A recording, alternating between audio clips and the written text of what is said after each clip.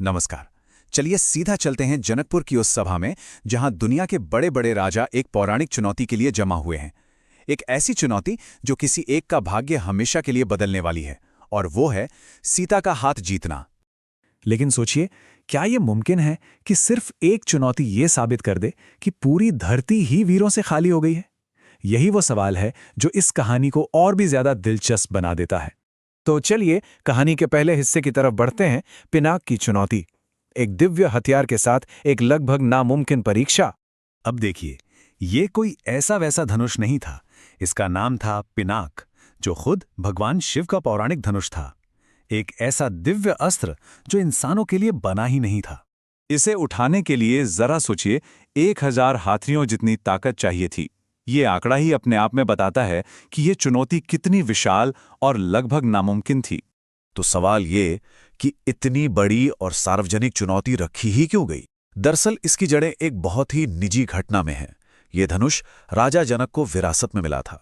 एक बार बचपन में सीता ने खेलते खेलते इसे बड़ी आसानी से उठा लिया था। ये देखकर जनक हैरान रह गए और उन्होंने उसी पल ये प्रण ले लिया कि जो कोई भी इस पिनाक धनुष पर डोरी चढ़ाएगा वही उनकी बेटी से विवाह करेगा। और बस यहीं से कहानी एक नए मोड़ पर आती है, जो है एक राजा की निराशा। ये वो हिस्सा है जहां दुनिया के सबसे ताकतवर योद्धाओं को शर्मिंदगी का सामना करना पड़ता है। दुनिया भर से बड़े बड़े शक्तिशाली राजा आए और सबने कोशिश की। बाणासुर जैसे पराक्रमी योद्धा तो उसे हिला तक नहीं पाए। कुछ कहानियों में तो ये भी कहा जाता है कि महान राजा रावण भी इस धनुष को उठाने में नाकाम रहा। मतलब सबके सब हार गए और सबके सब अपमानित हुए। और यहीं पर कहानी अपने सबसे भावुक पल पर पहुंचती है। राजा जनक वो दुख और निराशा में पुकार उठते हैं, क्या ये पृथ्वी वीरों से खाली हो गई है? उनकी ये आवाज पूरी सभा में गूंज जाती है और एक पल के लिए माहौल एकदम नाउम्मीदी से भर जाता है। लेकिन ठीक तभी कहानी का रुख पलट जाता है। अब सबकी नजरें राम पर थीं। एक ऐसा राजकुमार जो उन घमंडी राजाओं से बिल्कुल अलग था, और वो वहां सफल होने वाला था जहां बड़े बड़े सूरमा फेल हो गए थे। देखिए, जो राजा नाकाम हुए उनमें अहंकार था, लेकिन राम का तरीका वो बिल्कुल अलग था। उन्होंने पहले अपने गुरु विश्वामित्र की आज्ञा मानी, फिर उस दिव्य धनुष को सिर झुकाकर प्रणाम किया, और फिर बड़ी ही आसानी से पिनाक को उठा लिया। और जैसे ही उस पर डोरी चढ़ाने लगे, एक जोरदार गगनभेदी आवाज के साथ वो टूट गया। और वो आवाज इतनी जबरदस्त थी कि धरती तक कांप उठी। सभा में बैठे कई लोग तो बेहोशी हो गए। मतलब साफ था, ये सिर्फ एक धनुष का टूटना नहीं था, ये एक बहुत बड़ी, एक दिव्य घटना थी। चुनौती पूरी हो चुकी थी। सीताजी आगे बढ़ीं और उन्होंने विजयमाला राम के गले में डाल दी। स्वयंवर पूरा हुआ, या कम से कम सबको ऐसा ही लगा, क्योंकि उस धनुष के टूटने की आवाज ने एक नए मेहमान को बुला लिया था। एक ऐसा मेहमान जो बहुत बहुत गुस्से में था, और कहानी में एक और जबरदस्त मोड़ आने वाला था। ये थे क्रोधित ऋषि परशुराम।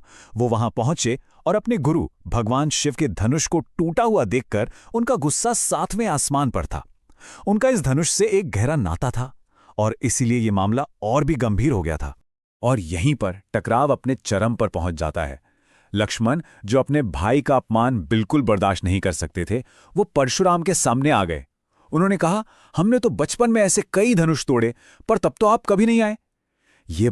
ये बात परशुराम और उनके बीच की बहस को और तेज कर देती है। और ये हमें कहानी के आखिरी हिस्से पर ले आता है, जो अब ताकत की लड़ाई नहीं बल्कि पहचान की परीक्षा है। एक आखिरी इम्तिहान जो ऋषि के गुस्से को शांत करने वाला था। इस आखिरी रहस्य को समझने के लिए हमें 2 दिव्य धनुषों के बारे में जानना होगा।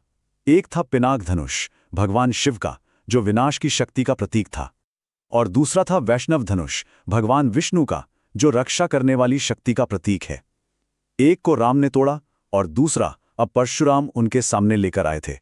तो परशुराम ने राम को चुनौती दी कि वो वैष्णव धनुष पर डोरी चढ़ा के दिखाएं। ये सिर्फ ताकत का टेस्ट नहीं था, ये राम की असलियत जानने का एक तरीका था। परशुराम को जो शक था वो उसे पक्का करना चाहते थे। और फिर राम ने बड़ी आसानी से वैष्णव धनुष पर भी डोरी चढ़ा दी। बस उसी पल परशुराम को सब समझ आ गया। उन्हें एहसास हुआ कि राम कोई आम इंसान नहीं है।